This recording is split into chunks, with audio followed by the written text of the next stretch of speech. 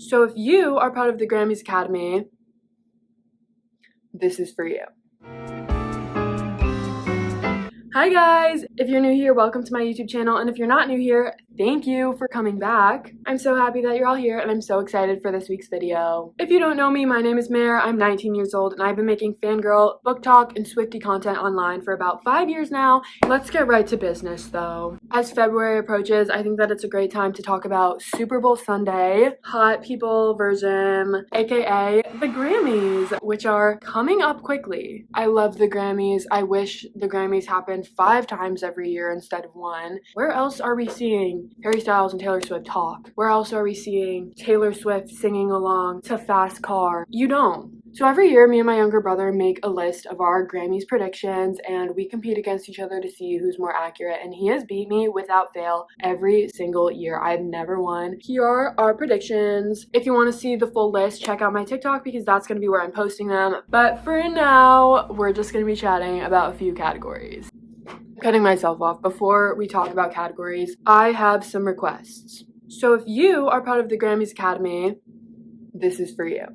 These are my requests of the night. I think that Taylor, Billie, Chapel, Sabrina, and Beyonce all need to go home with something. And I know that's a lot to ask, but they all need to go home with something. I think we can make this happen. Looking at my list of predictions, I also have like a major sweep of Chapel Roan, which I do feel like could happen. I feel like there's always like somebody who sweeps. Billie back in the day or Olivia back in the day, probably like 3 years ago. I feel like there's always someone who like comes in and like it's their first big Grammys and they just sweep. And I think that's gonna be Chapel. And I put her down for a lot of categories and I think that would be so deserved. I'll get into that, but like so deserved. First category I'm gonna talk about is Song of the Year. And this is every Swiftie's wishful thinking, but I would love if Taylor won this award for Fortnite. In my prediction, I did not predict that. I'm so sorry.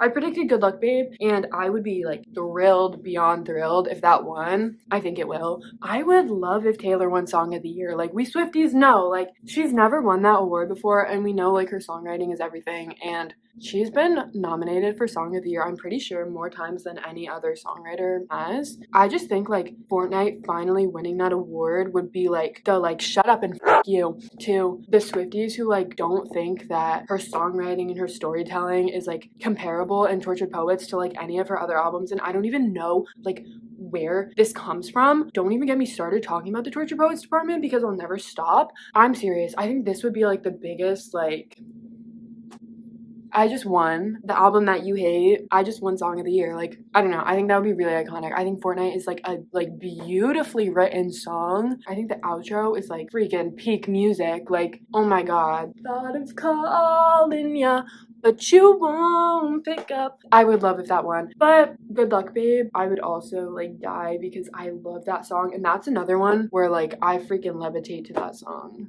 Next category I'm going to talk about is Best New Artist, and I'm pretty sure this is the only one where me and my brother agreed, and we both said Chapel Roan, obviously. I don't know how this one's going to go because I think like sometimes I'm thinking like Best New Artist like is going to be like one of my faves, and then it's someone who like whose music I don't know yet, and like they actually have like amazing, meaningful, impactful music. So it definitely could go one of those ways, but I just think it's like undeniable the year that Chapel has had, and Chapel's music is like, dude, I'm so happy that like it's a part of my life. I can't even tell you, like randomly, like the song Pink Pony Club, like I can't even tell you the way that it changed my life. That song is everything to me. And just like the videos of her singing it to these massive crowds at music festivals is just so, I think that she will, question mark? I don't know. I put it down. I was confident in it. But also Sabrina's nominated for that category. I would love if Sabrina won too. She's another person who has had like an amazing year and I love her. The personality that she brings to the stage, like no matter what stage she's on, she's just so full of life and so funny that it's like so refreshing. I like Chapel's music more than I like Sabrina's, but I think they both like had like amazing breakthrough years like for both of them. I'm locking in Chapel. Yeah, I feel like Best New Artist is one that like I'm never gonna be mad at who wins because like there's so many artists whose like music I haven't even listened to yet, and they probably had their own like smashing success of a year. And also like I'm never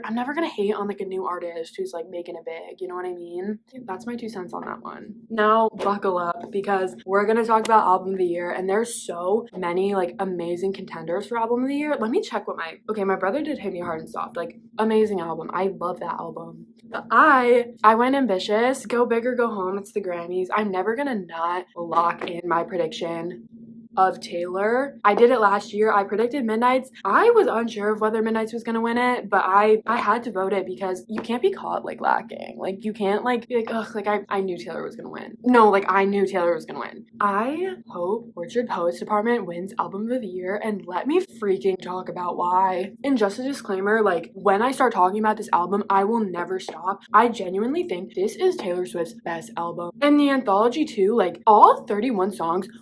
Oh my god, like I think Taylor's songwriting, storytelling, her production is like peak that it's ever been. I think that a lot of people think this album is not cohesive, like sonically or whatever. I don't even think I would agree. I think all of it like fits so much to like the themes of the Tortured Poets Department. It's not all gonna be one like album. Like she's a tortured poet. She's manic. She's crazy. I think that's like getting lost on people, because like obviously it's gonna be an album of like ups and downs, but honestly I think a lot of the sounds of the songs are very cohesive. Like you have your like Fresh Out the Slammer, Guilty as Sin, like those type of vibe, like that's like Jack Antonoff production. We have the like Loss of My Life, So Long London, like Clara Bow, and those are all so similar too. There's differences like throughout the groups, but I think like they work together. They have like, I feel like so many songs have like sister songs in sound that makes the album work together so well. And also I like her storytelling, her lyricism, her use of metaphors and literary references is like peak that it has ever been. I think this is the smartest she's ever been in writing, and I mean that. Oh my god. And I like the anthology, I don't even know like where to begin. And also the people who think that like Taylor is never gonna like hit the same peak that she hit with Folklore and Evermore are like not even willing to like give this album an unbiased listen, because like those Folklore Evermore sounding songs are on the album, especially the anthology, and the anthology gets so much hate. I Hate It Here, Chloe Sammer, Sophia Marcus, The Black Dog, like How Did It End? Folklore and Evermore are right there. They are there. This album is like this like masterpiece of the Midnight's like production and like storytelling, and the Folklore and Evermore storytelling. Like it's all there, and it's the best thing she's ever done. I'm so serious. The depth to it, like I think it's getting lost on people, and they think it's just like the album not like matching together, but I'm like, no, that's part of like why it's the Tortured Poets Department, because like you have these extreme highs and these extreme lows, and they all like go together, and you're a tortured poet, so you write about all of it, and it's just like brain dump. Like you are a poet who like their heart beats on the words that they write, and that's why they never stop writing. That's why this album has 31 songs on it, because she can't stop writing, and she needs to share all of it, because she's an artist.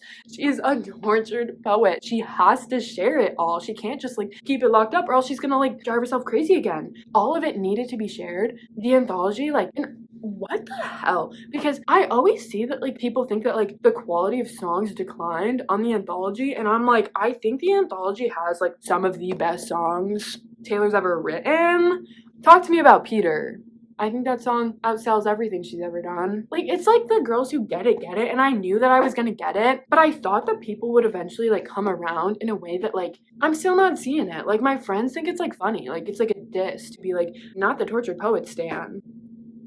What do you mean? Like, hello? And this is just me saying how much I love this album. I'm not even gonna touch on other albums, because like this is no diss to any other album. I'm obviously biased to Taylor Swift, but like I love this album, and I think that it would just be the biggest, like, to her own fans who hate this album so much, who were never willing to give it a chance. They saw that it was like, as soon as it was announced as a synth pop album, they were like not gonna give it a chance. I'm so passionate about this album, and I have been since the beginning, because what is even wrong with a synth pop album? Like, Midnight's clears, and it did, because Midnight's got album of the year and your favorite album didn't. Talking to like Speak Now stands out here.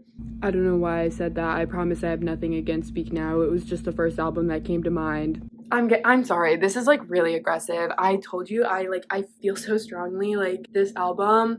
One more thing I think to talk about is that I think Taylor's songwriting is so good and her storytelling is so good that like songs that have like satirical lyrics like are so good and they're so funny. I don't understand the like making fun of Taylor's lyrics that are like more like silly goofy, because it's like you're not laughing at her, like she's in on the joke. Like we declare Charlie Puth should be a bigger artist, for example. You're not laughing at Taylor, she's laughing at you. She placed the joke and you're just not getting it. Not to be that person who's like, you just don't get it. You don't get it. And she knows how they sound and she chose them on purpose. Like, thank you for listening to my TED Talk. That's why I think Torture Poets Department should win Album of the Year at the 2025 Grammys. And you heard it here first. When it wins, come back to this video. And if it doesn't win, don't ever bring up this video again.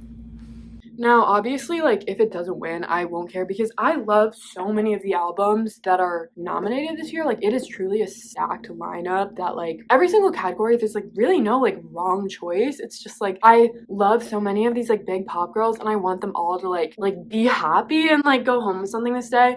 I think all of them deserve to be recognized for it, and I hope that, like, the Grammys is, like, I hope that the Grammys is able to be like a fun, happy experience for me. Not me like ripping out my hair watching all of my favorites lose every single award. We'll see what happens. I mean, I'm just a girl. I have no freaking idea what's gonna happen. For some reason, my 17-year-old brother seems to always know what's gonna happen at the Grammys, but I don't know. Thank you guys so much for watching this video. It means the world to me every time you guys come back to my channel. Follow me on both my Instagrams, which will be on the screen, and also my TikTok, because we do have TikTok. No thanks to the man in the office. I will see you in the next one. Bye, guys. Bye, guys.